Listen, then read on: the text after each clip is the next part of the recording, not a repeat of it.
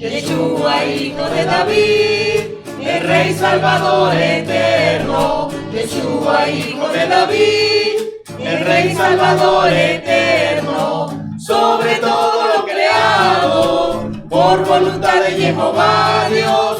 Sobre todo lo creado, por voluntad de Jehová Dios. Yeshua, hijo de David, el Rey Salvador eterno. Yeshua, hijo de David, el Rey Salvador eterno. Sobre todo lo creado, por voluntad de Jehová Dios.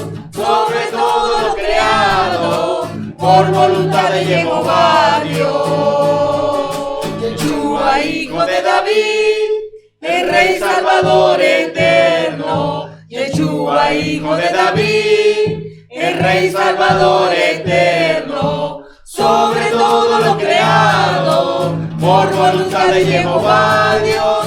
Sobre todo lo creado, por voluntad de Jehová Dios. Yeshua, hijo de David, el Rey Salvador eterno. Yeshua, hijo de David, el Rey Salvador eterno. Sobre todo lo creado, por voluntad de Jehová Dios. Sobre todo lo creado, por voluntad de Jehová Dios. Bienvenidos al segundo Shabbat del 10º mes bíblico, preciosos reyes amados que asisten a la convocatoria semanal para celebrar un Shabbat de descanso junto al Padre amado, que es el que ha hecho el llamado. Por eso estamos de gozo, estamos contentos porque estamos cumpliendo con la voluntad de aquel que nos amó primero, el Padre bueno Jehová. Y por eso iniciamos la apertura de este Shabbat adorándole, bendiciéndole y glorificando su santo nombre, diciendo gracias Padre bueno Jehová por este día convocado, por este día planificado desde antes de la fundación del mundo, que tú tenías destinado para tener comunión con cada uno de tus hijos de pacto. Día de descanso en ti, Señor, para ser equipados para una semana victoriosa en tu presencia. Te damos las gracias, Señor, por este momento oportuno en donde tú haces un alto a todas tus quehaceres, a todos tus acciones para atendernos, Señor, y nosotros también hacemos lo propio porque te amamos, porque bendecimos tu santo nombre, glorificamos tu amor eterno, amamos tu manera de gobernar, de mandar, tus estatutos, tus 10 mandamientos, que es el prejuicio por el cual nos movemos todos los días. Por eso, gracias Padre Santo y poderoso, gracias Padre fiel y eterno, inconmovible, inmutable, que no tiene sombra de variación, y por eso sabemos que cuando te buscamos te encontramos. Es un día para nosotros anhelado, esperado. Esta convocatoria es para nosotros el día de fiesta semanal, de júbilo y gozo en torno a ti, tu palabra de vida, que nos equipa, que nos hace crecer espiritualmente para estar en tu presencia. Por eso, gracias Padre amado, y queremos decirte gozosos y a una sola voz que el Shabbat es nuestra delicia. El Shabbat es nuestra delicia. ¡Feliz Shabbat Shalom! ¡Feliz Shabbat Shalom! Queda aperturado este Shabbat Shalom. Amén, amén y amén. Amén, amén y amén. La primera lectura es de segunda de Samuel 7, versos del 1 al 5, del 8b al 12, el 14a y 16. El rey se había trasladado a su casa y Jehová había limpiado de enemigos todos los alrededores. Entonces dijo al profeta Natán: yo vivo en una casa de cedro, mientras que el arca de Dios está todavía en una tienda. ¿Qué dices de eso? Natán respondió al rey: haz todo lo que estimes conveniente, porque Jehová está contigo. Pero esa noche le fue dirigida a Natán la palabra de Jehová: le dirás a mi servidor David, esto dice Jehová: Así que tú me vas a construir una casa para que habite en ella. Te fui a buscar al potrero cuando andabas detrás de las ovejas, e hice de ti el jefe de mi pueblo de Israel. Doquiera ibas, yo estaba contigo. Eliminé delante de ti a todos tus enemigos. Haré grande tu nombre, tanto como el de los más grandes de la tierra. Y pondré en el lugar que le corresponde a mi pueblo de Israel. Allí lo plantaré y allí se quedará. Ya no será más sacudido. Los malvados ya no seguirán oprimiéndolo como antes, cuando establecí jueces en mi pueblo Israel. Lo libraré de todos sus enemigos. Y Jehová te manda a decir esto: yo te construiré una casa. Cuando tus días hayan concluido y te acuestes con tus padres, levantaré después de ti a tu descendiente, al que brota de tus entrañas, y afirmaré su realeza. Seré para él un padre, y él será para mí un hijo. Tu casa y tu realeza estarán para siempre ante mí. Tu trono será firme para siempre. Amén. El Salmo es el 89 y sus versos son el del 2 al 3, del 4 al 5, el 27 y 29. Cantaré eternamente tus misericordias, Señor. Cantaré eternamente tus misericordias, Señor. Cantaré eternamente tus misericordias, Señor. Cantaré eternamente tus misericordias, Señor. El amor del Señor por siempre cantaré. Tu fidelidad proclamaré de siglo en siglo. Yo digo, tu favor es eterno. Al hacer el cielo pusiste en él tu fidelidad. Cantaré eternamente tus misericordias, Señor. Cantaré eternamente tus misericordias, Señor. Una alianza hiciste con tu preferido. Le juraste a David tu servidor. Establecí tu linaje para siempre. Asenté tu trono de siglo en siglo. Cantaré eternamente tus misericordias, Señor. Cantaré eternamente tus misericordias, Señor. Él me podrá invocar. Tú eres mi Padre, mi Dios y la roca donde me refugio. Para siempre mi amor le mantendré y seré fiel a mi alianza con él.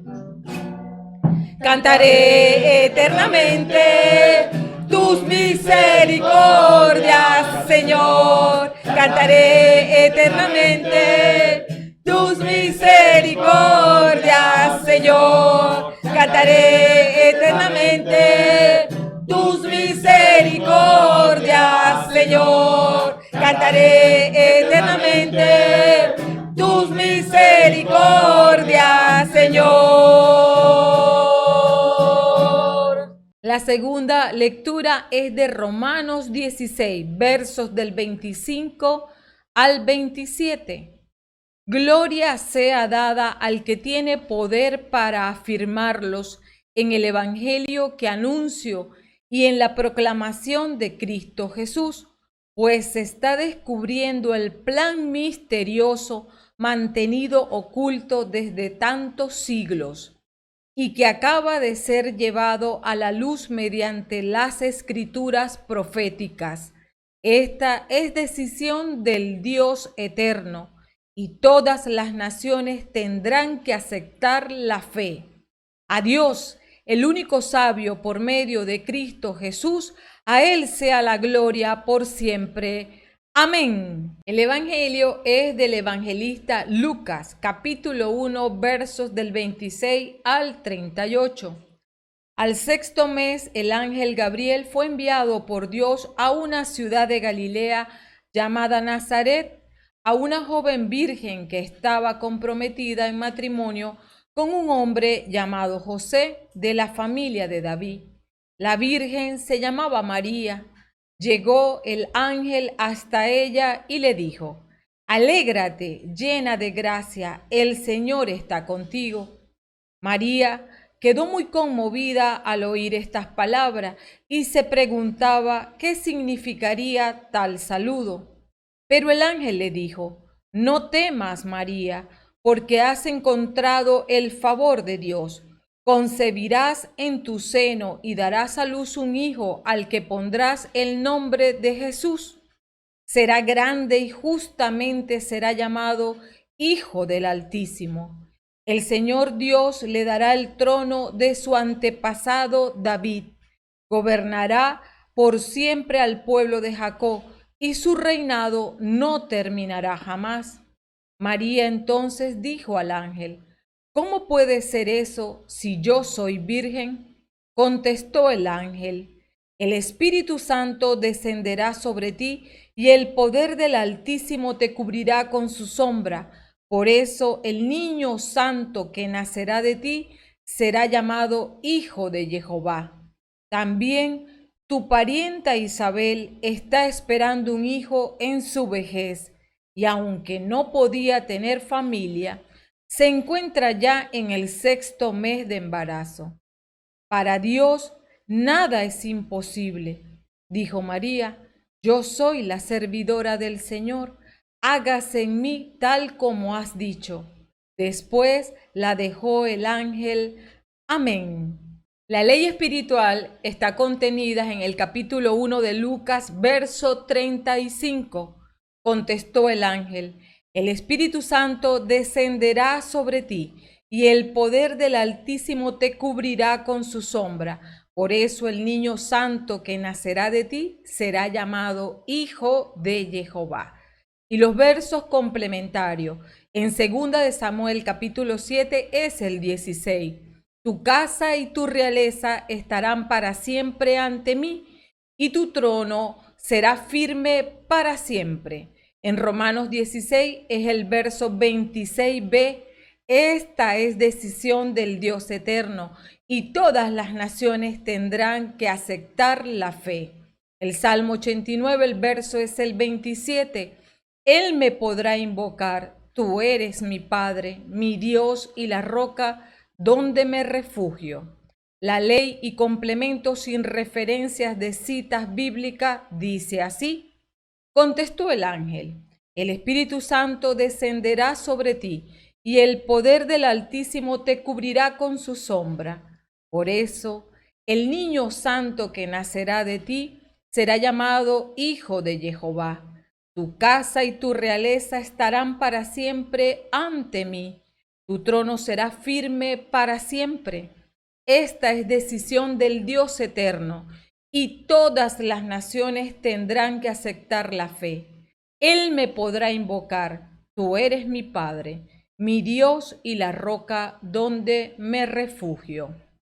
El título es el siguiente: Yeshua, hijo de David, es Rey Salvador eterno sobre todo lo creado, por voluntad de Jehová Dios. Amén. Introducción. Jehová Padre Creador Todopoderoso afirma su reino en la base que constituye el cimiento de su palabra, promesa inamovible de que sus juicios son inalterables. Por tanto, Yeshua es el Verbo hecho carne, como lo constata las casi 300 promesas referidas a su reino, comunicadas por Moisés y los profetas. Fue confirmado como Rey de todo el pueblo de Israel en su crucifixión en el Calvario, y es establecido por Jehová desde la Nueva Jerusalén en el reino milenial. Afirmar en el Strong Hebreo 35:59 es kun, firme, preparado, confirmado, ser erecto. Es hacer que una cosa esté segura o firme, consolidar, dar la firmeza, manifestar de que esté segura. Ahora, establecer en el Strong Hebreo 32:45 es yasat, fundó, cimiento, fundaste, para establecer, para fundar, sentar, juntos, resolver, consultar. Ambas palabras se refieren a cimientos. Es así como en 1 Corintios 3:11 nos dice Pablo, el fundamento ya está puesto y nadie puede poner otro, porque el fundamento es Jesucristo. Y en Apocalipsis 3:21 nos dice, al vencedor lo sentaré junto a mí en el trono, del mismo modo que yo, después de vencer, me senté con mi Padre en su trono. En el Evangelio debemos conectar que Jehová estableció en Génesis 3:15 la enemistad genética entre la simiente de la mujer y la simiente de Satanás. Y Yeshua, nacido de la Virgen María, es la consumación de esta promesa. Yeshua es el Hijo de Jehová, equipado con poder para ocupar el trono que en un tiempo el Padre le otorgó a David. Su gobierno es desde siempre y para siempre. Yeshua reina para unificar a las 12 tribus del pueblo de Israel que Jehová edificó para ser suyo. Por ello enfatiza en los discípulos la misión de ir tras las 10 tribus perdidas del reino del norte. En la parucía se concretará la reunión de las 10 tribus representadas por la casa de Efraín junto a la tribu de Judá, conjuntamente con la de Benjamín, que representan la casa del sur. Todas estarán sujetas al rey Yeshua, quien gobierna desde la Nueva Jerusalén. En Samuel vemos a David como rey de Jerusalén, quien en la paz de su reino quiere hacerle una morada estable al arca de Jehová que habitaba en un tabernáculo, mientras él habitaba en una casa de cedro, madera valiosa que desprende perfume. Sin embargo, Jehová le recuerda su origen, identidad, propósito y destino, mostrándole que de su descendencia se afirmará su realeza y su trono permanecerá para siempre.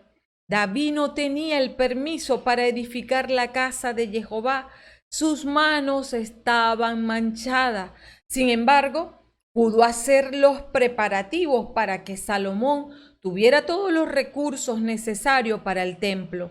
Luego del cumplimiento de la promesa de la primera venida de Yeshua, ahora quien le recibe es su cuerpo, se hace templo de su Espíritu Santo. Romanos fue escrita en Corintios y llevada a Roma por Febe, explica la doctrina de quién es Yeshua, su pasión, su muerte y resurrección, y cómo vivir el evangelio a cristianos convertidos del judaísmo y gentiles que aceptaron la buena nueva, invitándolos a tener paciencia con los que se salen de la doctrina que han aprendido, provocando divisiones y dificultades, invitándolos a ser ingeniosos para el bien y firmes contra el mal, en paciencia, disciplina, exhortación y obediencia a la palabra dada.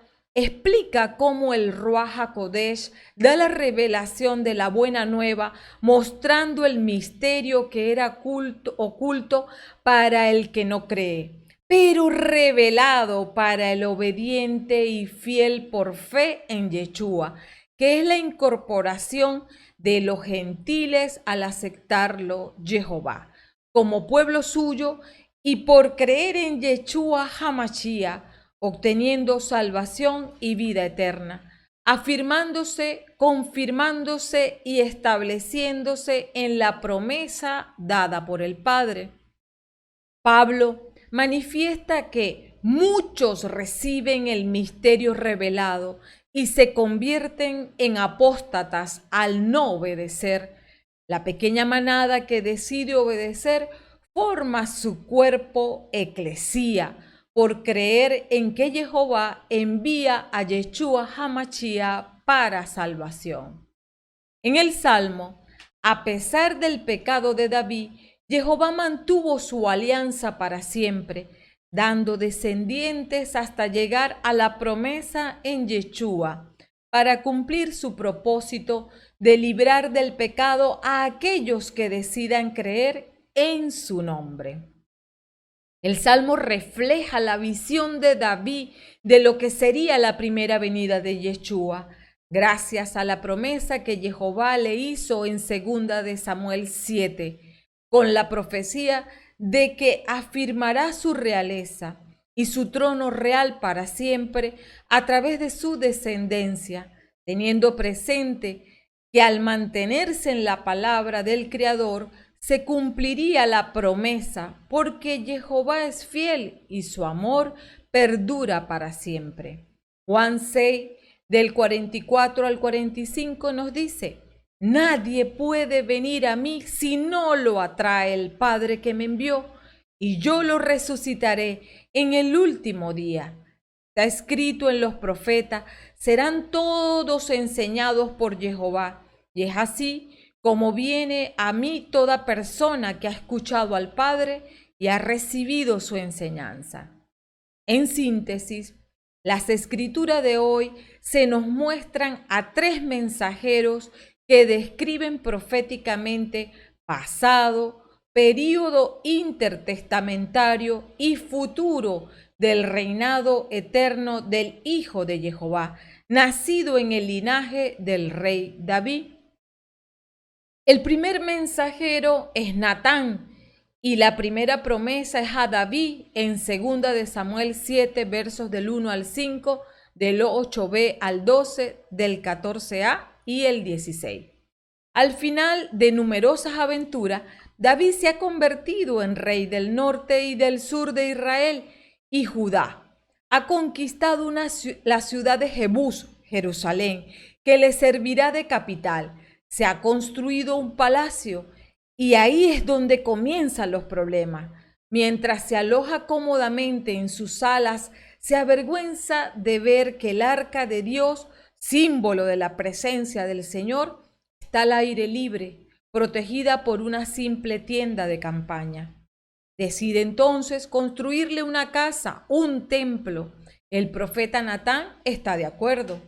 Dios no, porque será él quien le construya a David una casa, una dinastía. A su heredero lo tratará como un padre a su hijo. Tu casa y tu reino durarán por siempre en mi presencia.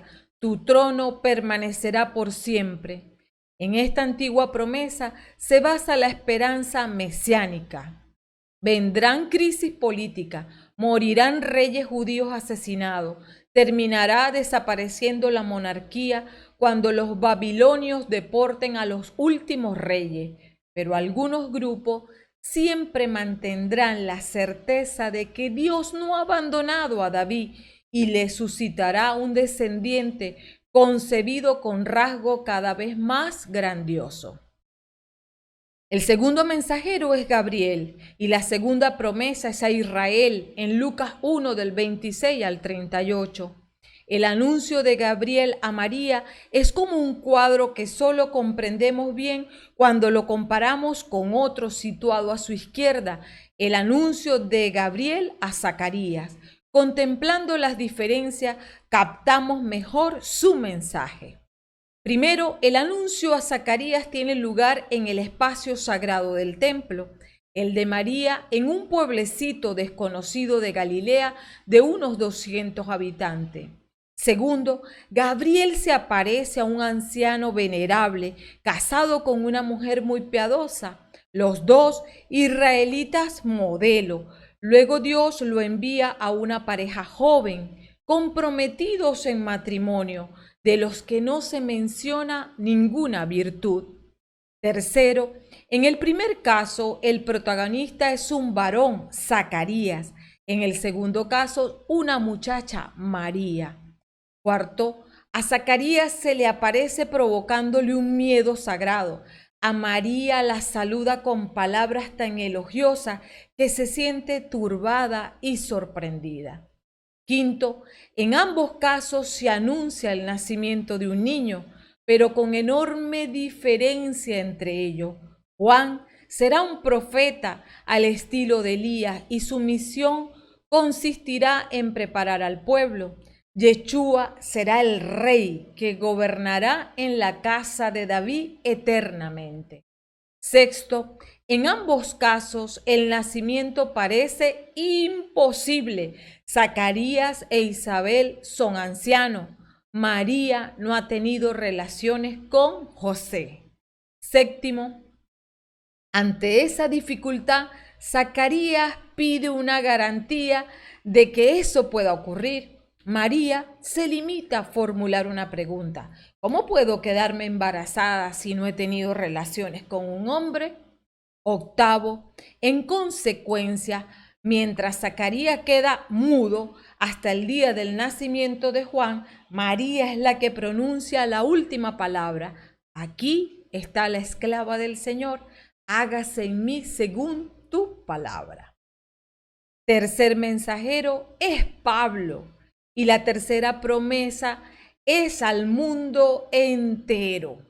En Romanos 16 del 25 al 27, Pablo no ha visitado todavía Roma cuando escribe su carta a los romanos, pero tiene una larga experiencia de apostolado y de reflexión. Sobre todo, ha tenido una experiencia fundamental en el momento de su vocación. El Mesías, Yeshua, no ha sido destinado por Dios solo al pueblo de Israel, sino a todas las naciones. Desde David hasta Pablo se recorre un largo camino y la perspectiva se abre de modo asombroso. Lo que comenzó siendo la promesa a un rey, más tarde es para un pueblo y termina siendo la promesa al mundo entero. Como dice la segunda lectura, esta es la revelación del misterio mantenido en secreto durante siglos eternos. Hay tres reacciones a tres mensajeros. ¿Cómo reaccionan los interesados ante los mensajes que reciben?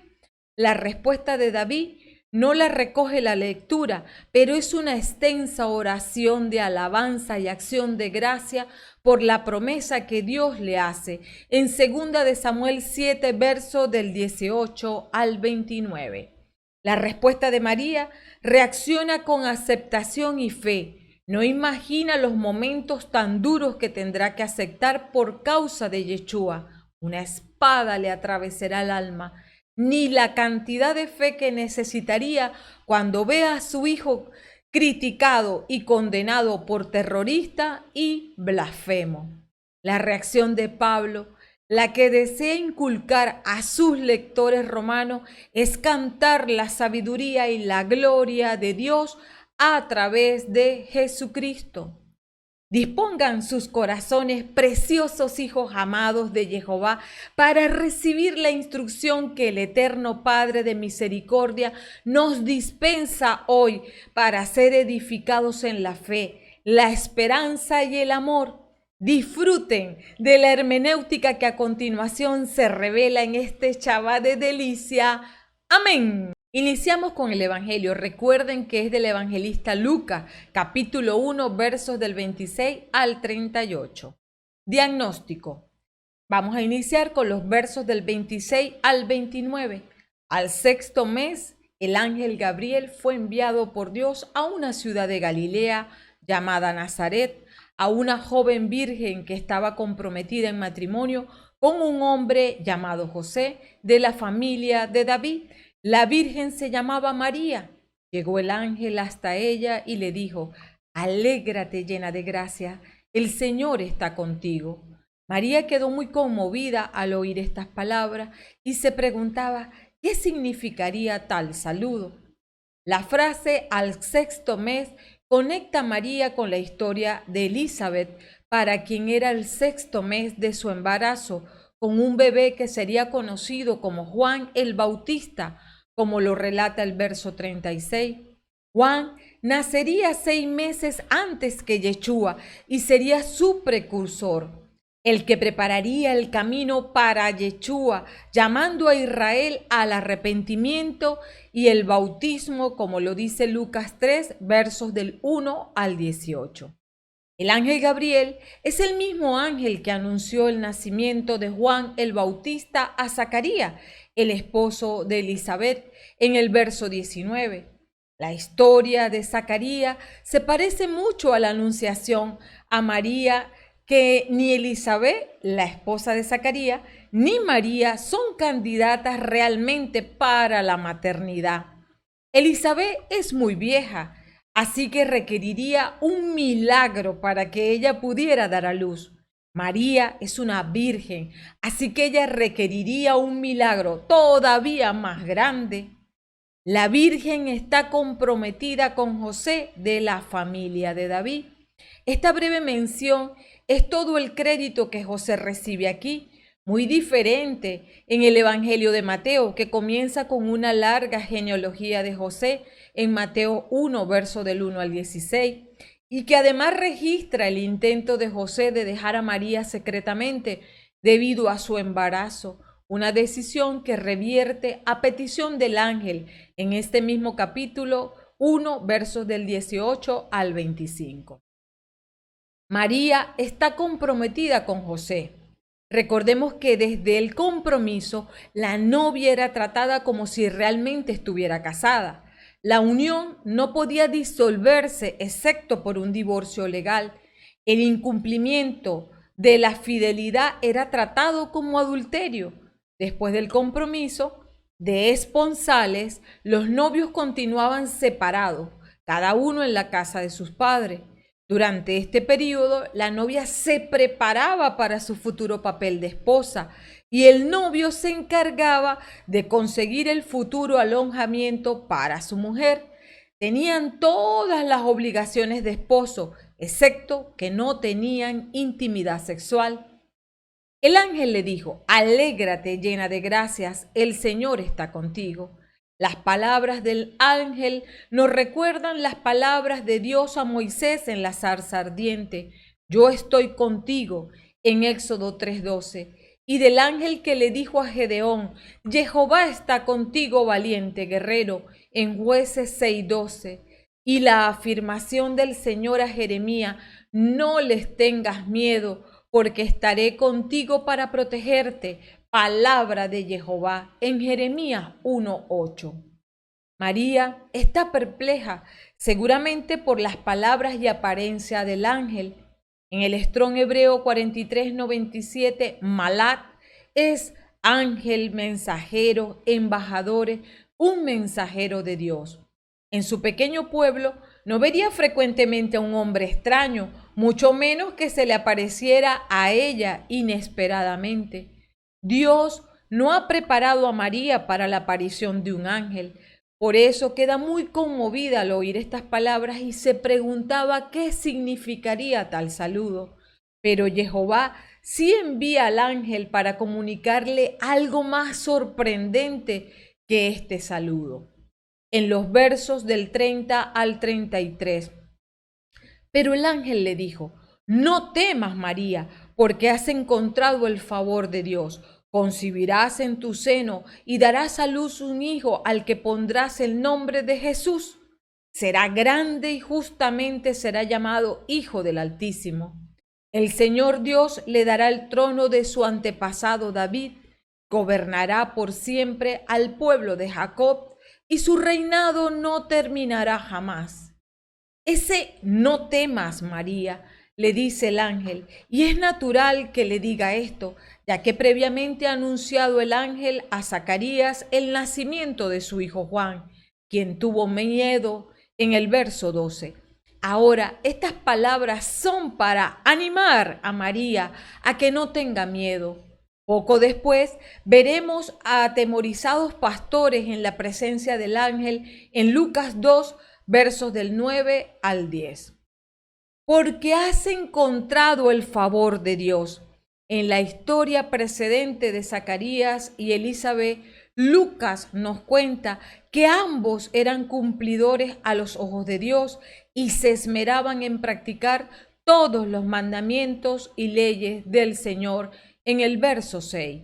Pero no encontramos nada de esto aquí, nada se dice de la fe o carácter de María. María es favorecida, es escogida por Dios que sí conoce sus virtudes, como María lo dirá en respuesta a la anunciación del ángel. Dios quitó de los tronos a los poderosos y exaltó a los humildes en el verso 52. Y como después lo diría Yeshua, en el reino de Dios los últimos serán primeros y los primeros últimos, en Lucas 13:30. Se nos dice que será grande y justamente será llamado Hijo del Altísimo. Lucas usa varias veces la palabra Altísimo para referirse a Dios en el capítulo 1, verso 76, en Hechos 7, 48 y en Hechos 16, 17. Así que el Hijo del Altísimo es igual al Hijo de Dios.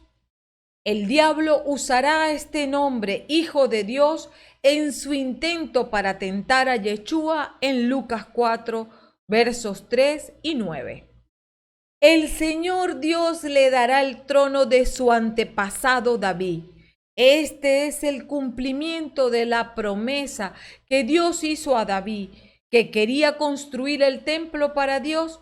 Dios lo prohibió a David construir el templo, pero le dijo: cuando tus días hayan concluido y te acuestes con tu padre, levantaré después de ti a tu descendiente, al que brota de tus entrañas, y afirmaré su realeza. Él me construirá una casa, y yo, por mi parte, afirmaré su trono real para siempre. En 2 de Samuel 7, versos del 12 al 13. Sabiendo que un hijo de David construyó el templo, es natural asumir que el hijo que edifica la casa es Salomón. Sin embargo, Jehová Dios no estaba viendo a Salomón, sino a Yeshua. Es valioso notar que Dios pudo haber escogido el templo en Jerusalén como el sitio para su anuncio, pero no lo hizo. Nazaret es un pequeño y muy común pueblo localizado bastante lejos al norte de Judea y del templo, y era manchado por las religiones paganas que lo rodeaban. Dios escoge a una humilde persona y un humilde lugar para contrastarlo con la gloria del Hijo del Altísimo, que gobernará para siempre al pueblo de Jacob, y su reino no terminará jamás. Lo que demuestra que Yeshua, hijo de David, es Rey Salvador eterno sobre todo lo creado por voluntad de Jehová Dios. En el verso 34, María entonces dijo al ángel: ¿cómo puede ser eso si soy virgen? La pregunta de María de cómo puede ser eso si soy virgen es natural y muy parecida a la de Zacarías, quien preguntó: ¿quién me lo puede asegurar? Yo ya soy viejo y mi esposa también, en el verso 18. Sin embargo, el ángel deja mudo a Zacarías, pero sí contesta la pregunta de María, porque la diferencia es que Zacarías pidió una señal, una prueba tangible de que el ángel estaba diciendo la verdad, mientras que María simplemente pidió una explicación. La pregunta de Zacarías brota de la duda, la pregunta de María de una entendible confusión. En la ley espiritual contenida en el verso 35 nos dice: contestó el ángel, el Espíritu Santo descenderá sobre ti y el poder del Altísimo te cubrirá con su sombra. Por eso el niño santo que nacerá de ti será llamado Hijo de Jehová. Esto levanta la pregunta sobre el nacimiento virginal que ha generado muchas controversias. Unos dirán que la virginidad de María no es necesaria porque Dios es bastante capaz de salvar al mundo sin el nacimiento virginal.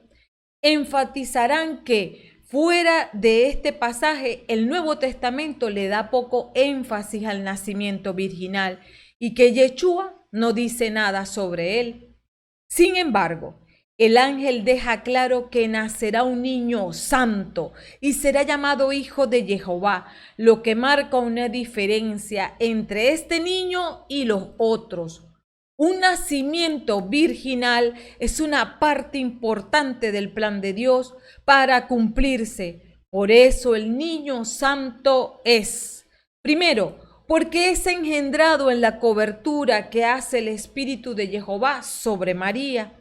Segundo, porque la simiente de María no ha sido contaminada con semilla de hombre y solo recibirá la semilla de Jehová Dios. En el verso 36, también tu parienta Isabel está esperando un hijo en su vejez, y aunque no podía tener familia, se encuentra ya en el 6º mes del embarazo. La ironía es que Zacarías, que pidió una señal, fue castigado en el verso 20. Por no haber creído, te vas a quedar mudo y no podrás hablar hasta el día en que todo esto ocurra. Mientras que María, que no pidió una señal, obtiene una. Si María quiere saber cómo es que va a tener un hijo, dada su virginidad, solamente necesita ver el crecido vientre de su parienta Elizabeth para confirmarlo. Si Dios puede poner nueva vida en una anciana mujer, Dios seguramente puede hacer lo mismo en una joven virgen. En el verso 37, para Dios nada es imposible. Una vez más, Lucas adopta el lenguaje del Antiguo Testamento. Cuando el Señor anunció el inminente nacimiento de Isaac, Sara se rió. El Señor respondió diciendo en Génesis 18:14, ¿hay acaso algo imposible para Jehová? Pues bien, volveré a visitarte dentro de un año y para entonces Sara tendrá un hijo. Este es el verdadero evangelio, la verdadera buena nueva para quienes nos encontramos en situaciones difíciles e imposibles de resolver. Pero es allí que nos apegamos a la verdad de la palabra de Dios, que nos dice que ninguna situación sobrepasa el poder de Dios. Y Yeshua lo reafirma en Lucas 18:27. Jesús respondió, lo que es imposible para los hombres es posible para Dios. Sin embargo, no demos mal uso a este verso. No hay nada imposible para Dios cuando Él ha determinado hacer algo, pero Él no necesariamente hará lo imposible que le pidamos, si no es conforme a su voluntad, sino a nuestros propios deseos egoístas. En el verso 38 dijo María, yo soy la servidora del Señor, hágase en mí tal como has dicho.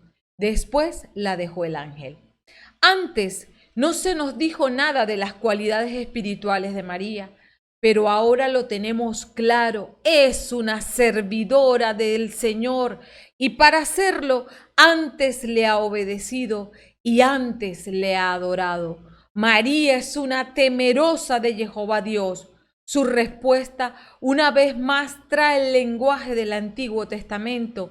En Génesis 22:1, Abraham respondió, aquí estoy. Y en Isaías 6:8, y respondí, aquí me tienes, mándame a mí.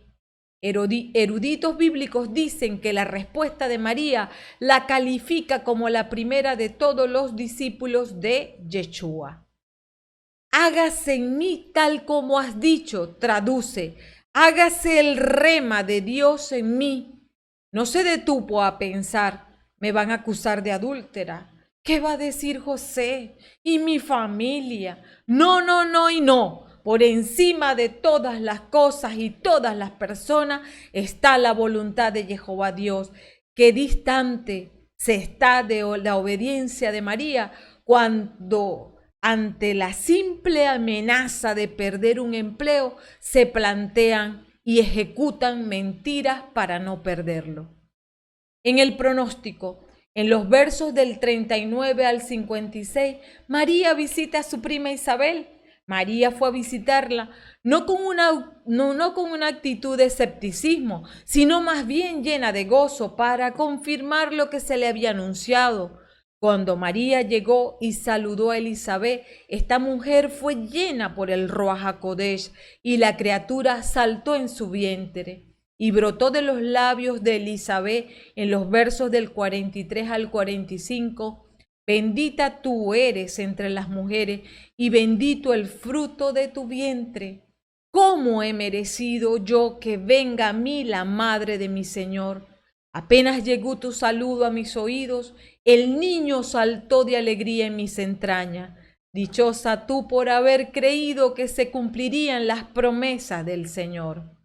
Este primer cántico, entonado por Elizabeth bajo la acción del Ruach HaKodesh, es grandioso, porque ella era testigo de la obra de Dios en su propia vida y ahora está testificando sobre la madre del Rey Salvador. Afirmando a María, sus palabras dan ánimo a María. Elizabeth había vivido muchos años creyendo en Dios y agradándole con su vida. Y ahora, en una actitud muy humilde, dice, ¿cómo he merecido yo que venga a mí la madre de mi Señor? Estaba asegurándole que habría un cumplimiento de lo que Dios le había revelado a María por haber creído. En los versos del 46 al 45, ahora es María la que entona el segundo cántico, conocido como el Magnífica, que es un canto de alabanza por el favor de Dios para ella y su pueblo, y que consistía casi en su totalidad en alusiones y citas del Antiguo Testamento. Y esta canción enseña varias cosas importantes.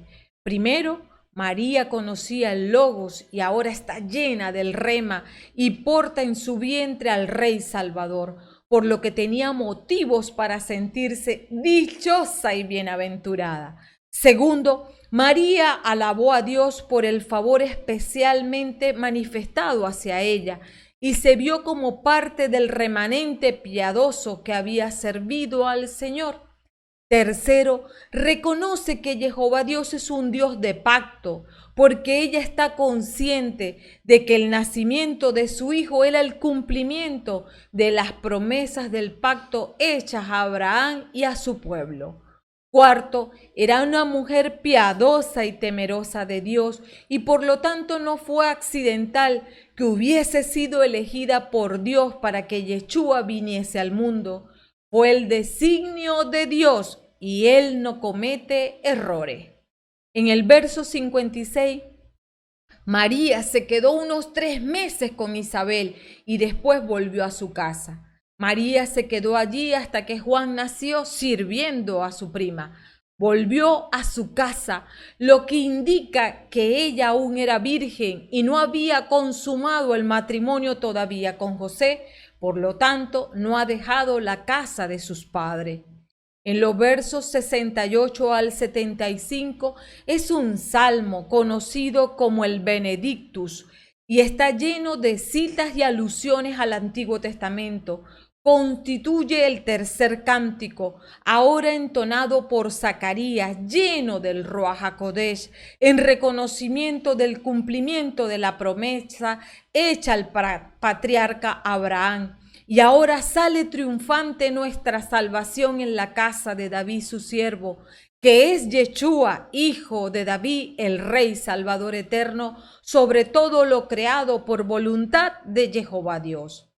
En el capítulo 2, versos del 29 al 32, está el cuarto canto, entonado por Simeón, pronunciado al sostener al Salvador en sus brazos, conocido como el Num Dimittis, llamado así por sus primeras palabras traducidas al latín que significa ahora dejas. Simeón agradece a Dios que podía morir en paz, ya que sus ojos habían visto su salvación, y agrega la buena noticia que esta salvación no es solo para los judíos, sino para todos los pueblos, en los versos 31 al 32, que has preparado y ofreces a todos los pueblos luz que se revelará a las naciones y gloria de tu pueblo Israel. En el control del pronóstico, una vez más hemos estudiado el cumplimiento de las profecías dadas en la Escritura con respecto a que del linaje de David nacería el Rey Salvador, y como Jehová ha llevado a cabo su perfecta voluntad en Yeshua HaMashiach. Aquí nos cabe una pregunta que nos hemos hecho reiteradamente. ¿Vendrá Yeshua en medio de las nubes como justo juez? Respondamos con la propia palabra. Habacuc 2:3. Esta visión espera su debido tiempo, pero se cumplirá al fin y no fallará. Si se demora en llegar, espérala, pues vendrá ciertamente y sin retraso. Y Números 23:19. Dios no es un hombre para que mienta, ni es un hijo de hombre para volverse atrás. ¿Dice él algo sin que lo haga o habla sin que actúe? Preciosos reyes amados, debemos estudiar la palabra de Dios para conocer su voluntad y vivir conforme a ella. Como María, que abandonó sus propios planes y dijo: yo soy la servidora del Señor, hágase en mí tal como has dicho. Pidamos al Ruach HaKodesh que nos instruya para comprender el hablar de Dios. Y veamos un ejemplo con Isaías 1:19, que nos dice: si ustedes quieren obedecerme, comerán lo mejor de la tierra. Esta es una promesa de Dios que está condicionada. Primero debo obedecer a Dios para luego comer lo mejor de la tierra. De la misma manera, la salvación está disponible para toda la humanidad por voluntad de Dios, que quiere que todos se salven, pero solo la conquistan quienes creen en Yeshua, como Pablo y Silas le dicen al carcelero en Hechos 16:31. Cree en el Señor Jesús y te salvarás tú y tu familia. Y creer es obedecer. Ya lo dice segunda de Tesalonicenses 1, verso 8. Entonces la llama ardiente castigará a los que no reconocen a Dios y no obedecen al Evangelio de Jesús nuestro Señor. Y en primera de Pedro 4:17, ha llegado el tiempo del juicio, y este empieza por la casa de Dios, pues si comienza por nosotros, ¿qué fin tendrán los que se niegan a creer en el Evangelio? Creemos en Yeshua como el Hijo de David, que es el Rey Salvador eterno sobre todo lo creado por voluntad de Jehová Dios, que en su primera venida cumplió las promesas mesiánicas de su nacimiento, entre otras. Y muchos se quedan celebrando el niño Jesús, ignorando el resto de las Escrituras. Por ello, creamos también en las palabras bíblicas que hablan de su regreso como justo juez, y para ello debemos estar preparados como la novia, con las lámparas encendidas y sus vasijas llenas de aceite, de la misma manera que Simeón no abandonó la promesa de que vería al Salvador. Seamos obedientes a Jehová Dios y pacientemente esperemos que el Espíritu Santo nos haga contemplar el plan de salvación de Jehová Dios para nuestras vidas en Yeshua HaMashiach, y haremos llenos de gozo su voluntad. Segunda de Pedro 3, del 8 al 10. No olviden, hermanos, que ante el Señor un día es como 1000 años y 1000 años como un día. El Señor no se demora en cumplir su promesa, como algunos dicen, sino que es generoso con ustedes y no quiere que se pierda nadie, sino que todos lleguen a la conversión. Llegará el día del Señor como un ladrón, y entonces los cielos se desarmarán entre un ruido ensordecedor. Los elementos se derretirán por el calor, y la tierra con todo lo que hay en ella se consumirá. Amén. Avanzamos con la primera lectura. Recuerden que es del libro de Segunda de Samuel 7, del 1 al 5, del 8b al 12, el verso 14a y el 16. Diagnóstico. Los libros de Samuel narran acontecimientos fundamentales en la historia de Israel que marcaron un cambio total en la dirección del pueblo.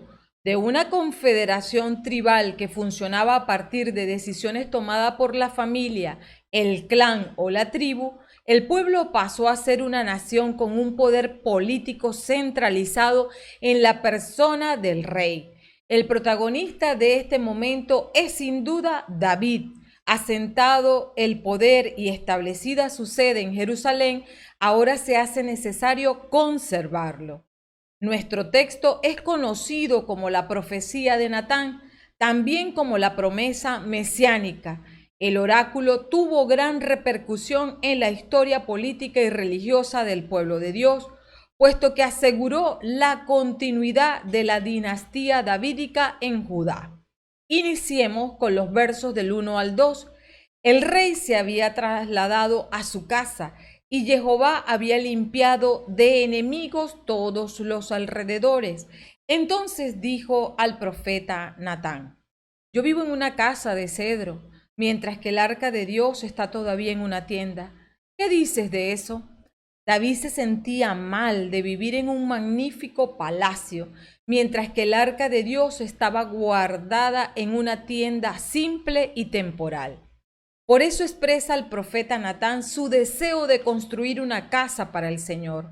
Esta es la primera vez que se menciona al profeta Natán, cuyo nombre significa Dios ha dado, regalo, don.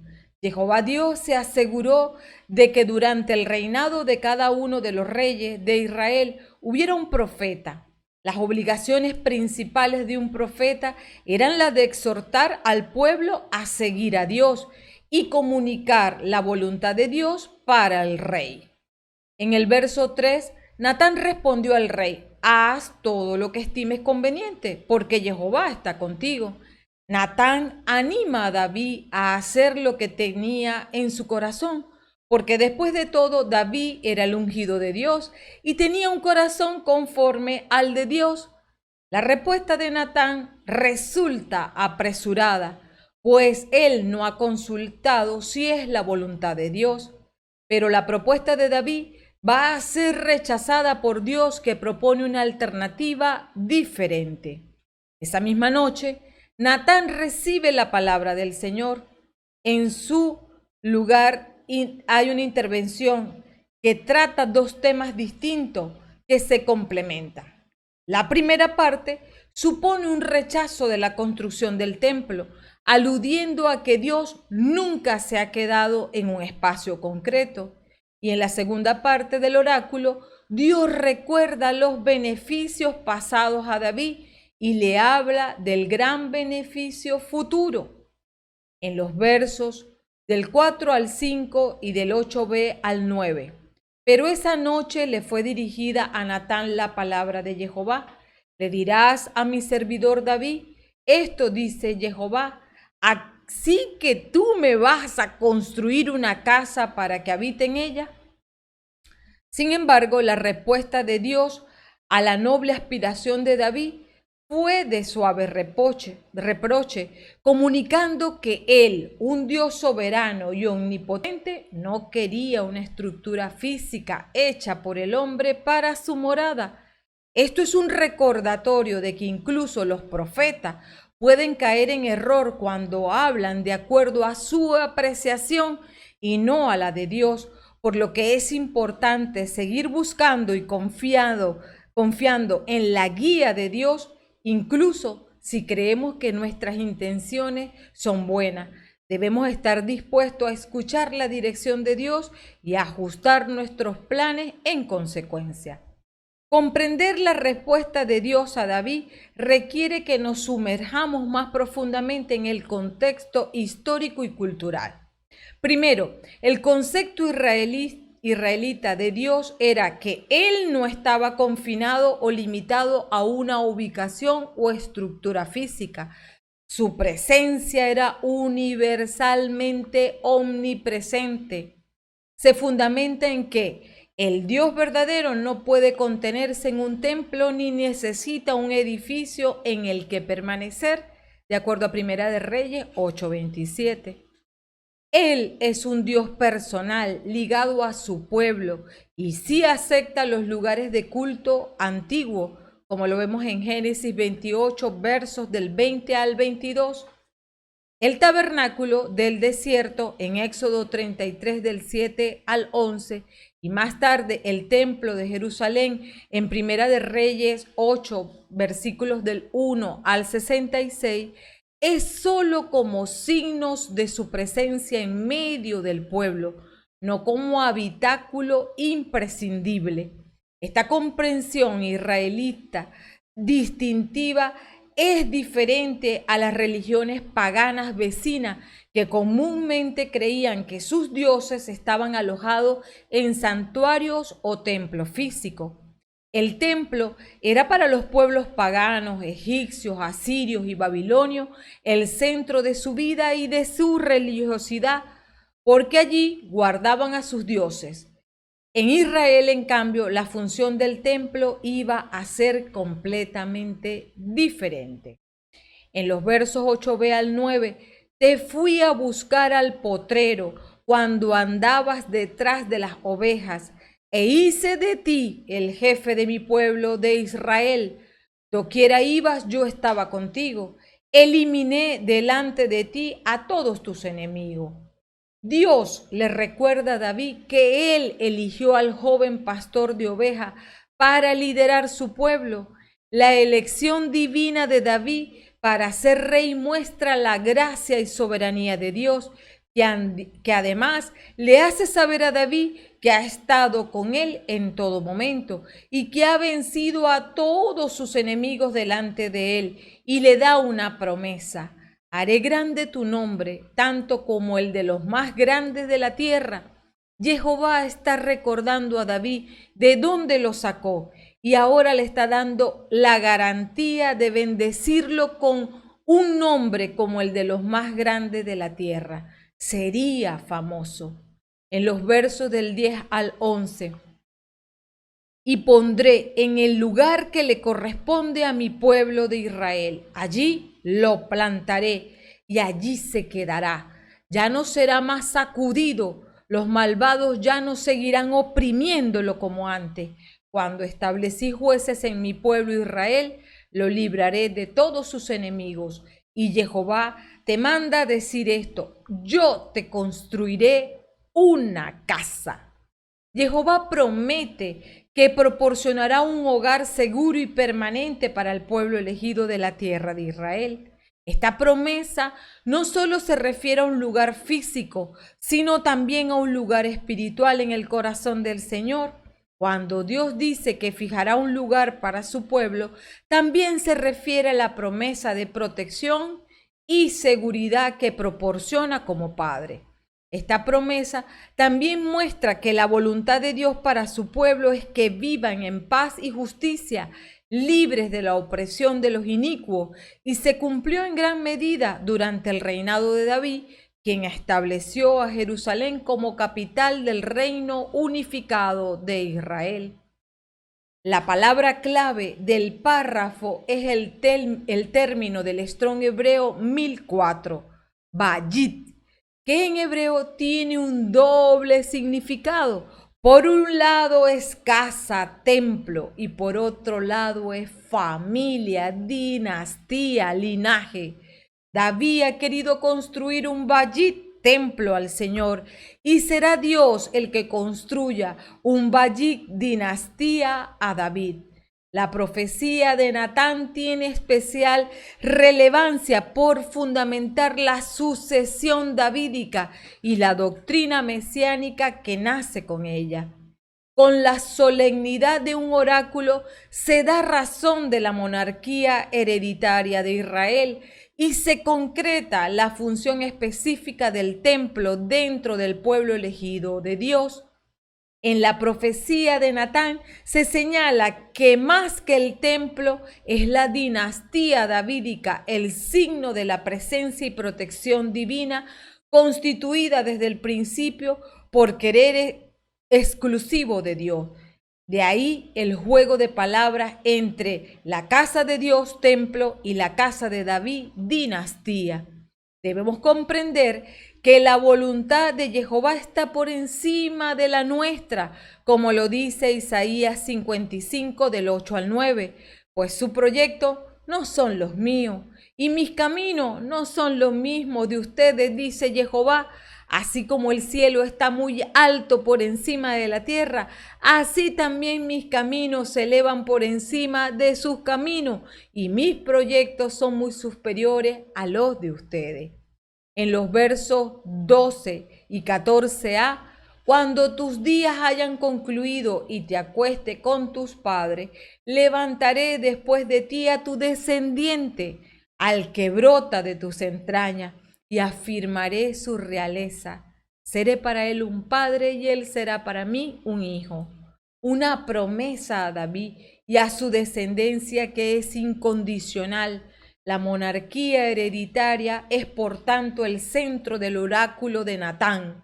Jehová ha puesto orden con la esterilidad de Mical, esposa de David e hija de Saúl, descrita en el capítulo 6, verso 23. Y así se interrumpe la línea sucesoral de Saúl. Ahora, con la promesa profética queda firmada la descendencia real de David. Así todo descendiente de David constituye el linaje del Mesías futuro y tendrá las siguientes cualidades. Primero, será un hijo para Dios. No se trata todavía de una filiación natural, sino de la estrecha relación entre Dios y el monarca. Yeshua llevará a plenitud estas palabras y esta alianza, puesto que es el Hijo de Dios, como lo dice Marcos 1, verso 11, mientras escuchaban estas palabras del cielo. Tú eres mi Hijo, el amado, mi elegido. Segundo, la dinastía davídica permanecerá siempre, y aunque la dinastía terrenal de David terminó 4 siglos más tarde, en Yeshua, un descendiente directo de David, está el cumplimiento final de esta promesa. Cristo reinará por la eternidad, ahora en su reino espiritual y en los cielos, más tarde en la tierra, en la Nueva Jerusalén. Así que Dios, en lugar de una estructura física, se refiere a una dinastía, una larga línea de descendientes reales que se originarán del linaje de David. En particular, hace una promesa de un trono eterno, presentando una profecía directa del reinado eterno de Jesucristo, descendiente de David, en el complemento de la ley espiritual de hoy, que es el verso 16. Tu casa y tu realeza estarán para siempre ante mí, tu trono será firme para siempre. Esta profecía se cumplió en gran medida cuando Salomón reinó después de David. Construyó el templo de Jerusalén y extendió el territorio y la influencia de Israel. Pero la dinastía de David también experimentó tiempos turbulentos, incluyendo rebeliones, invasiones extranjeras y finalmente la destrucción del templo y el exilio del pueblo de Judá. El Mesías prometido en las Escrituras es Yeshua. Pronóstico. En los versos del 17 al 29 se encuentra la oración y gratitud de David. El pastor convertido en rey estaba asombrado por el compromiso de Dios con él y sus futuras generaciones. Derramó su humilde gratitud a Dios en la forma de una oración bien articulada que transmitió la profundidad de su reverencia por Dios, la enormidad de su gratitud. David Después de escuchar la promesa divina de una dinastía eterna, respondió con profunda humildad, marcada por el desinterés y el asombro. En lugar de usar la promesa para elevarse, esto se ve justamente entonces el rey David fue a presentarse ante Jehová. ¿Quién soy yo, Jehová mi Señor? ¿Qué es mi familia para que me hayas conducido hasta acá? En el verso 18. Además, sus palabras muestran un profundo reconocimiento del poder soberano de Dios. David declaró, ¿quién es Dios? En el verso 23. ¿Y quién es como tú, pueblo de Israel? ¿Hay otra nación en la tierra que haya sido comprada por un Dios para hacerla su pueblo, para darle un nombre, para ejecutar en favor de ella grandes y terribles cosas y para expulsar ante ese pueblo a las demás naciones con sus dioses? Revelando aún más el profundo entendimiento de David de la relación única entre Jehová y su pueblo de pacto, Israel. La gratitud de David es excepcionalmente profunda e inspiradora. Su oración muestra varias expresiones de gratitud. Agradecimiento por la promesa a su casa en el verso 19. Gratitud por haberlo elegido en el verso 20. Asombrado por su grandeza en el verso 22. Nuestras oraciones necesitan estar llenas de adoración para exaltar la bondad de Dios y su naturaleza perfecta, como lo ha hecho David. En el control del pronóstico, la respuesta apresurada de Natán nos enseña la importancia de buscar la guía de Dios en cada etapa de nuestras vidas. Podemos tener planes y metas buenas y legítimas, pero necesitamos asegurarnos de que estén en línea con la voluntad de Dios. Además, debemos ser conscientes de que nuestro conocimiento y entendimiento son limitados y que necesitamos depender de Dios para que nos guíe en la senda estrecha que Yeshua nos ha delimitado. El pacto davídico nos muestra a Jehová Dios que se presenta a sí mismo como soberano y caracterizado por un compromiso fiel a su palabra. Por eso es en sus promesas que debemos deleitarnos. La respuesta de David a la acción de Jehová en su linaje nos anima a recordar que nuestros planes, por bien intencionados que sean, siempre deben alinearse a los designios de Dios, que es el único que bendice por 1000 generaciones de pacto. Amén. Continuamos con la segunda lectura tomada de Romanos 16, versos del 25 al 27. Diagnóstico. El apóstol Pablo cierra la carta a los romanos con 3 doxologías en los versos del 25 al 27, las cuales son convertidas en una bendición apostólica de Pablo hacia los hermanos en Roma. ¿Qué es una doxología? Es una fórmula breve para expresar alabanza o gloria a Dios. Primera doxología, al Dios eterno, en el verso 25. Gloria sea dada al que tiene poder para afirmarlos en el evangelio que anuncio y en la proclamación de Cristo Jesús, pues está descubriendo el plan misterioso mantenido oculto desde tantos siglos. Dios es alabado por Pablo debido a su maravillosa obra en la Eclesía y más específicamente a los hermanos de Roma. Este versículo refleja la idea de la necesidad de fortalecer nuestra fe a través de las enseñanzas de Jesucristo y de la revelación divina del Ruach HaKodesh. Como lo dice 1 de Pedro 5:10, Dios, de quien procede toda gracia, los ha llamado en Cristo para que compartan su gloria eterna, y ahora deja que sufran por un tiempo con el fin de amoldarlos, afirmarlos, hacerlos fuertes e inconmovibles. Podemos sufrir en este mundo, pero tenemos la certeza de que por encima de todo está Dios, Por encima de toda circunstancia adversa está nuestro Dios. El eterno Padre está en su trono. Él nos guarda.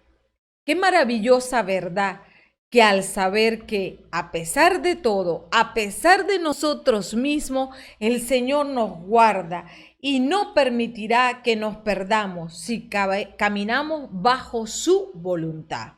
Filipenses 1:6.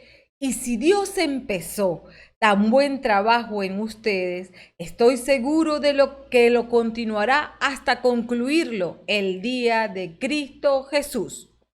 ¡Qué grande es Dios!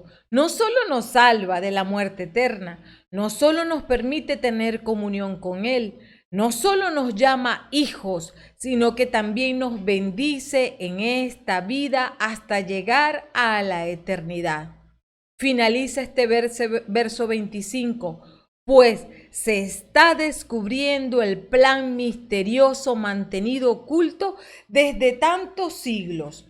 La palabra misterioso en las Escrituras no implica necesariamente que el hecho o la verdad no puedan entenderse, sino que no se conocen, excepto cuando son reveladas por Dios.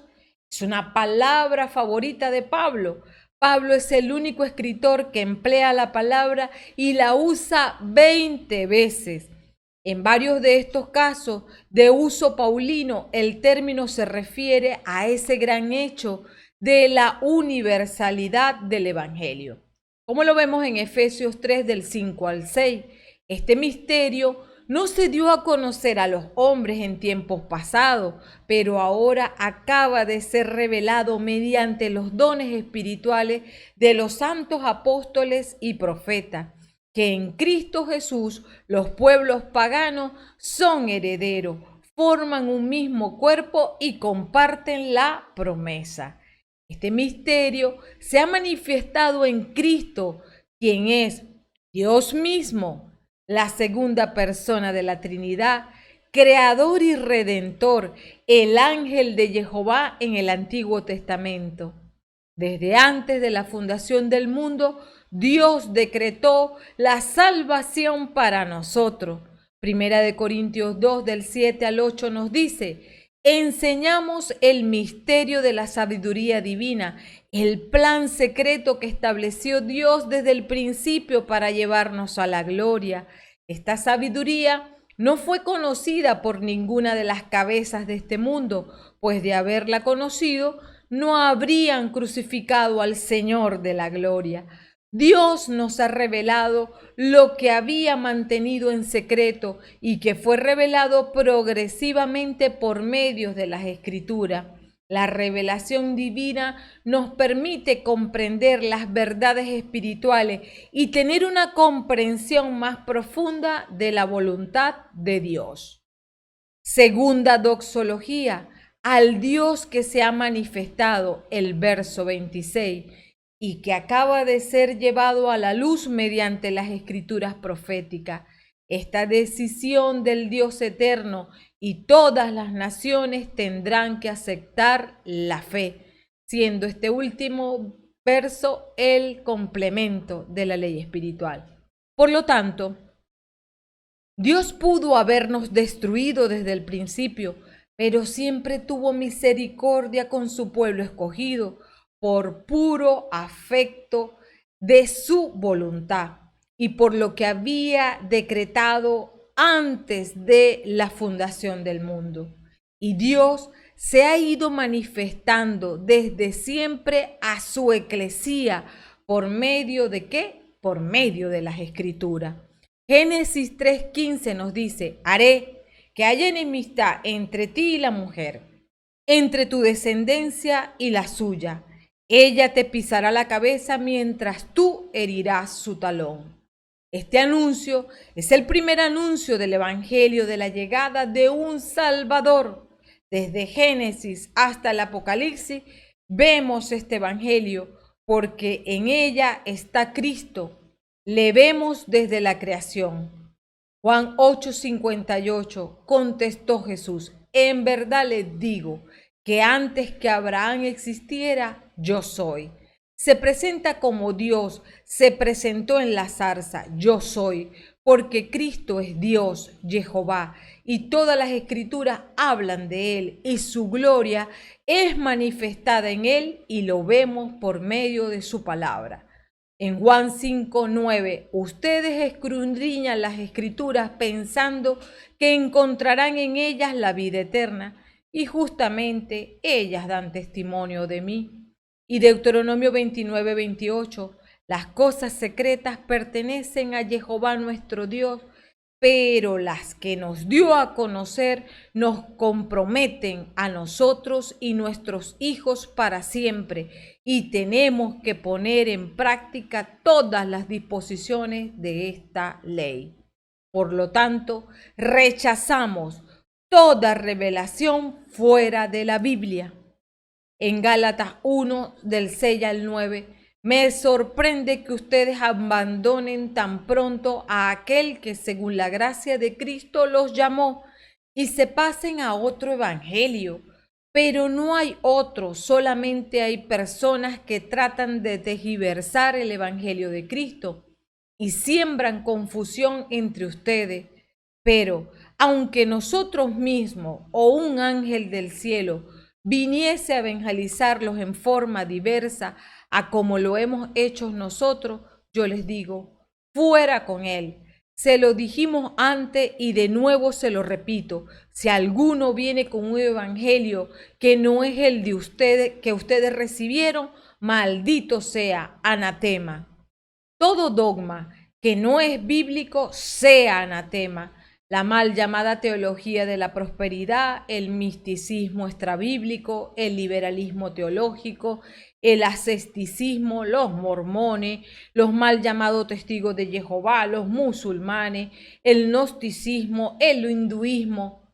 Entendamos que no todos los caminos llevan a Dios.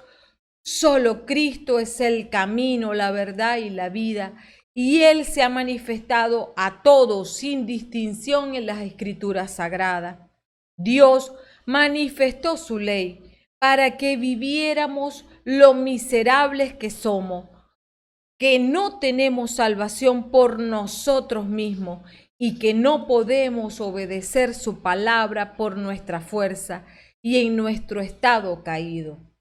Ahora, Gálatas 3, 23 al 26 nos dice, hasta que no llegaran los tiempos de la fe, estábamos custodiados por la ley, a la espera de la fe que se iba a revelar. La ley nos conducía a Cristo para que creyéramos y así fuéramos justos, pero al llegar a la fe ya no estamos sometidos al pedagogo. Y Dios se manifestó a los hombres por medio de Cristo. El Dios inalcanzable por nuestros propios medios se hizo alcanzable por medio de Cristo, solo por Él. Por lo tanto, si no has ido a Dios solo por este camino, no sé a qué Dios o demonio estás adorando. Finaliza el verso 26 siendo el complemento de la ley espiritual. Esta es decisión del Dios eterno y todas las naciones tendrán que aceptar la fe. Cristo se manifestó para que guiados en la obediencia por la fe, en nuestra naturaleza caída no podíamos obedecer, pero ahora obedecemos por medio de Cristo.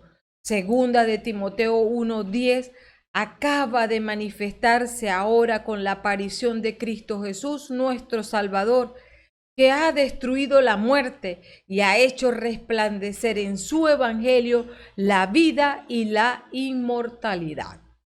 Tercera doxología, toda la gloria a Dios.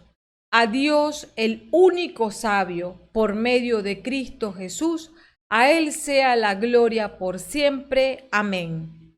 Al Dios Padre, quien nos escogió y predestinó, por medio de Cristo, quien pagó y quien nos justificó, en el Espíritu Santo, quien nos llamó, arrastró, regeneró, sea la gloria por siempre. Amén. Solo Dios Trino es digno de alabanza. Apocalipsis 7 del 10 al 12 nos dice, y gritaban con voz poderosa, ¿quién salva fuera de nuestro Dios que se sienta en el trono y del Cordero? Todos los ángeles estaban de pie alrededor del trono, de los ancianos y de los 4 seres vivientes. Se postraron ante el trono, rostro en tierra, y adoraron a Dios diciendo, amén, alabanza, gloria, sabiduría, acción de gracia, honor, poder y fuerza a nuestro Dios por los siglos de los siglos. Amén. Dios sea glorificado, Eclesía, por quien es, por su palabra, porque a Él le ha placido manifestarse a nosotros. Demos gloria a Dios, porque se ha manifestado por medio de su evangelio en Cristo. En el pronóstico, los temas centrales del libro de Romanos son los siguientes. Primero, la justificación es por medio de una fe obediente en el capítulo 1:5 y el 16:26. Segundo, el evangelio es el poder de Dios para la salvación, capítulo 1, verso 16. Tercero, el tema central de que el evangelio es el poder de Dios para salvación se encuentra en la siguiente cadena de versos. Capítulo 1, verso del 16 al 17, capítulo 3, verso del 22 al 23 y 28, capítulo 4, verso 3, capítulo 5, verso 1 y 18, capítulo 9, verso 31 y 32, y el capítulo 10, verso 2 y del 6 al 10. Cuando Pablo escribió la carta a los romanos, no había estado aún en Roma.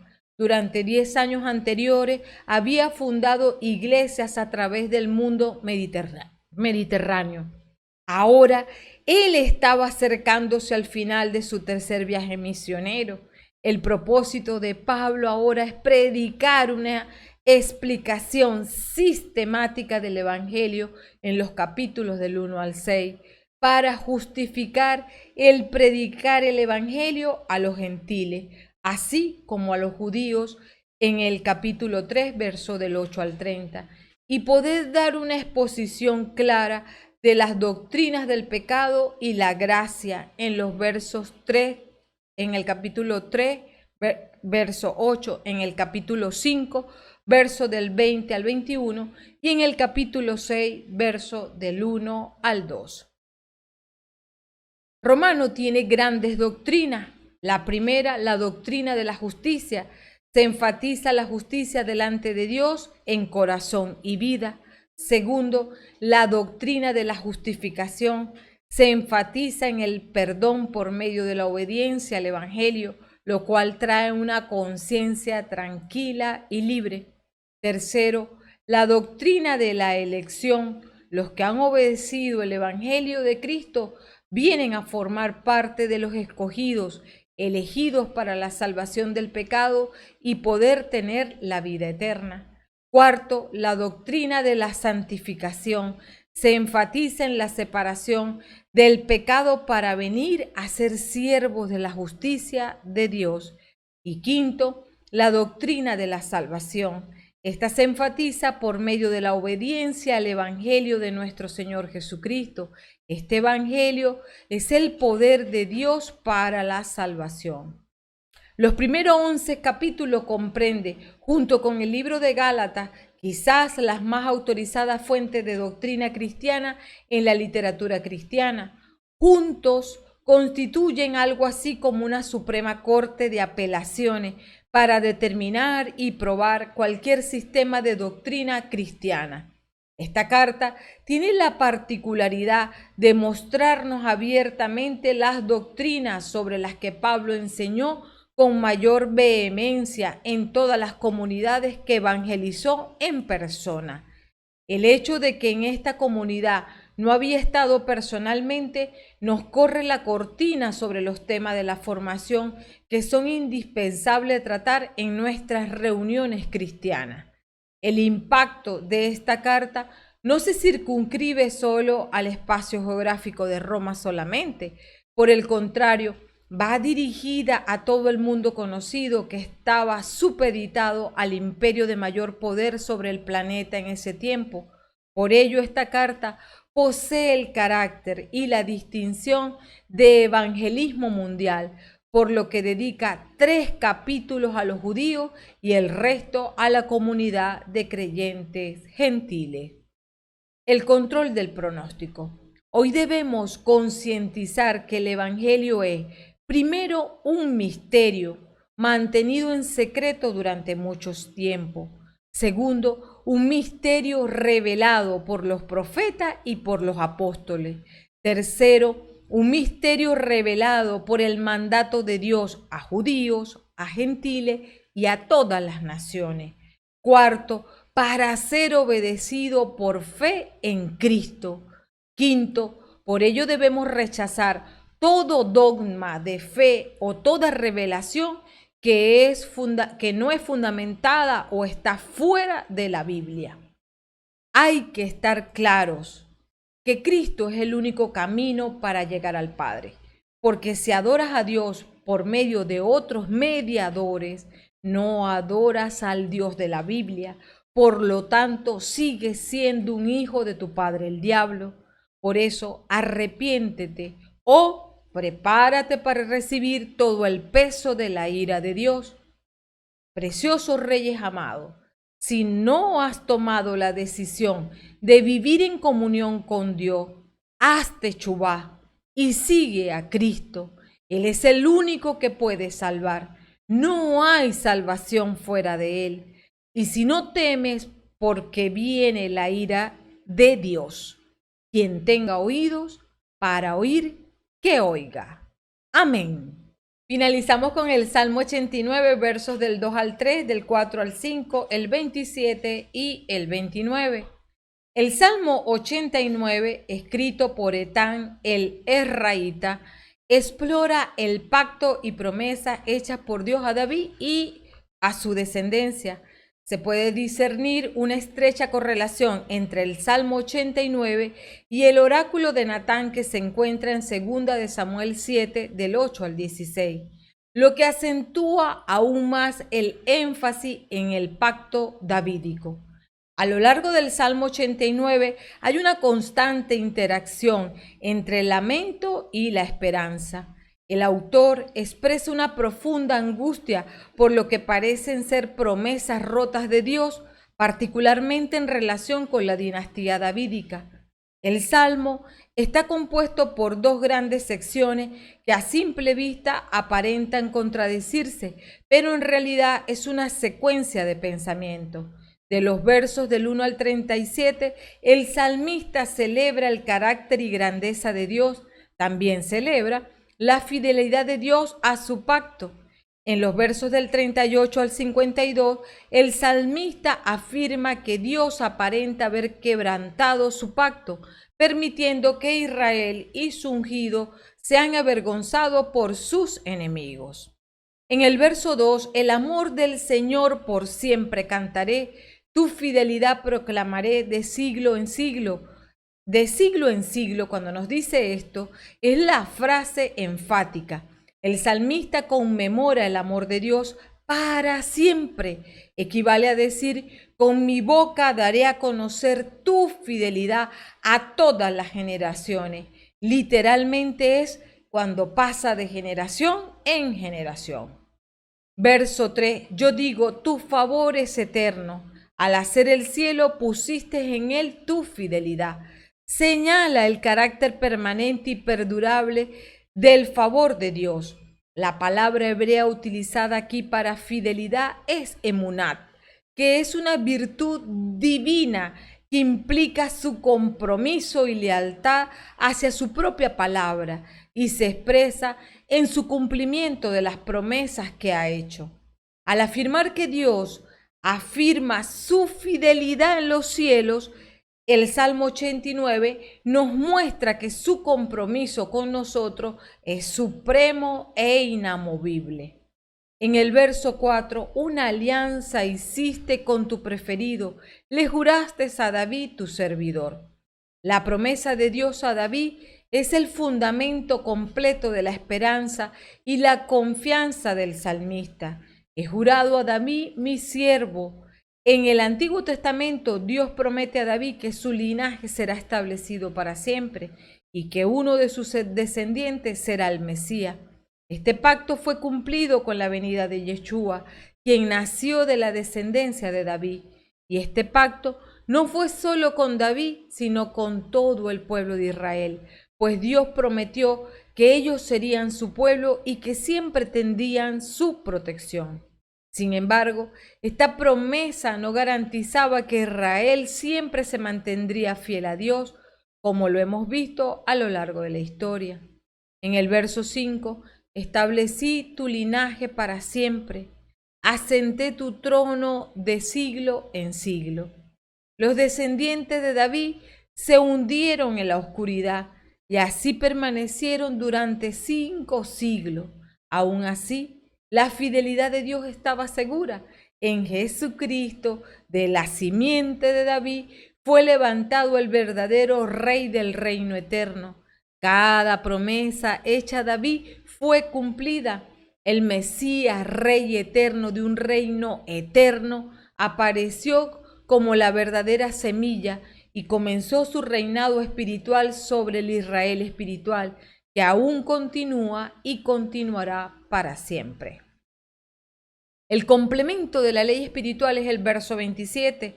Él me podrá invocar, tú eres mi Padre, mi Dios y la roca donde me refugio. Cuando nos dice, Él me podrá invocar, se podrá dirigir a Dios con una necesidad o anhelo profundo de tener comunión con Él.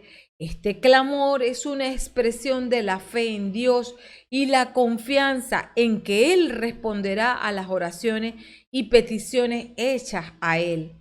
Cuando invocamos a Dios, demostramos nuestra dependencia de Él y nuestra humildad al reconocer que no podemos solucionar nuestros problemas sin su ayuda. Luego dice, y tú eres mi Padre. Jehová no es simplemente un ser divino que está lejos de nosotros, sino que es nuestro Padre amoroso que se preocupa por nosotros y desea lo mejor para nuestras vidas. Como Padre, Él nos corrige, nos guía y nos protege. Reconocer a Dios como nuestros padres nos ayuda a sentirnos amados y valorados por Él. Mi Dios y la roca donde me refugio. Esta imagen de Dios como roca nos habla de su inmutabilidad y su fortaleza. En medio de las tormentas y dificultades de la vida, podemos confiar en que Dios es nuestra roca y refugio seguro.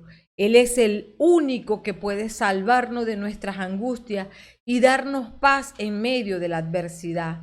Al reconocer a Dios como nuestra roca de salvación, podemos descansar en su providencia y confiar en que Él tiene un plan para nuestras vidas. En el verso 29, para siempre mi amor le mantendré y seré fiel a mi alianza con Él. Dios promete su amor eterno, su cuidado y su protección para todas las personas que ponen su fe y confianza en Él.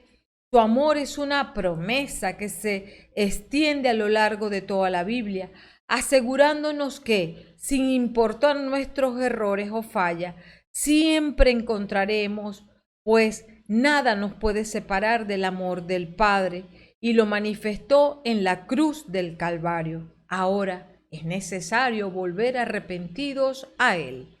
El Salmo termina en el verso 53 con una declaración de fuerte lucha en alabanza.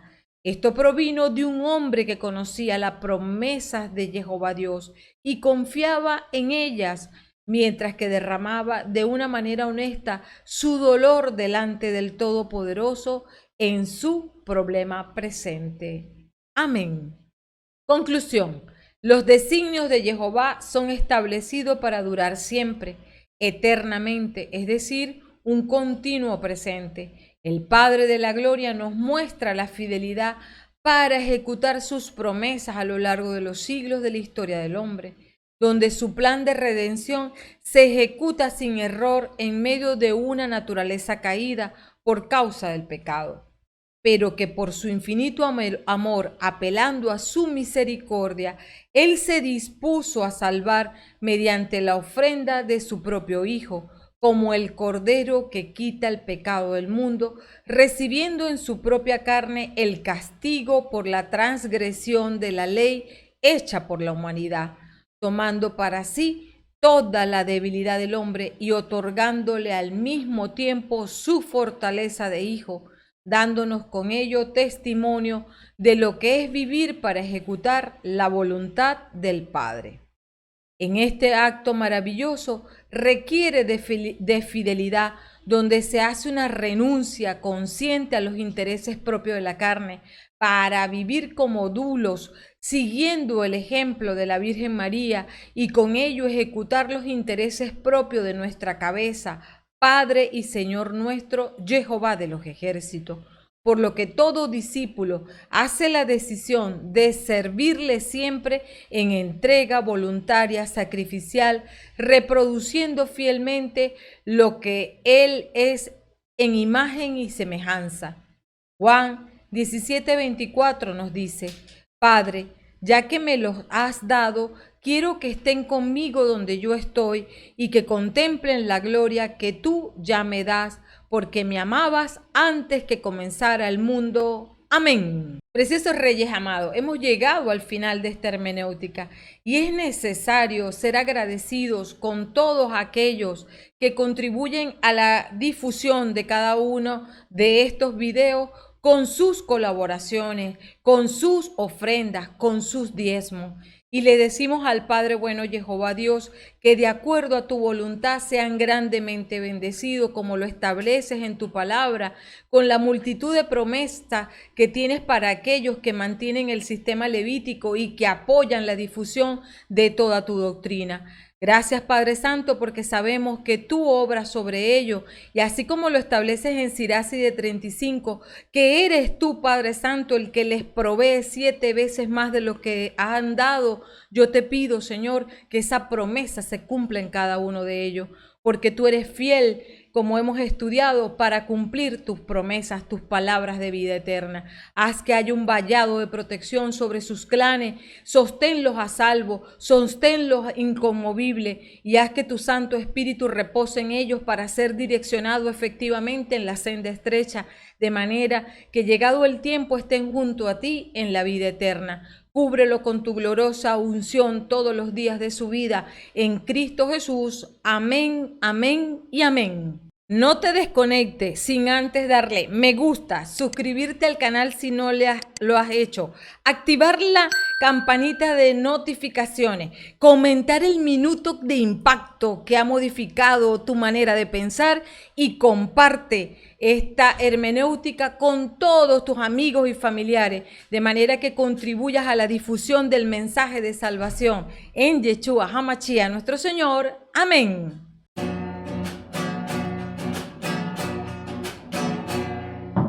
Antes que te formaras dentro del vientre de tu madre, antes que tú nacieras, te conocía y te consagré para ser mi profeta de las naciones. Yo te escogí. Irás donde te envíe y lo que te mande proclamarás. Tengo que gritar, tengo que arriesgar, ay de mí si no lo hago. ¿Cómo escapar de ti? ¿Cómo no hablar si tu voz me quema dentro? Tengo que gritar, tengo que arriesgar.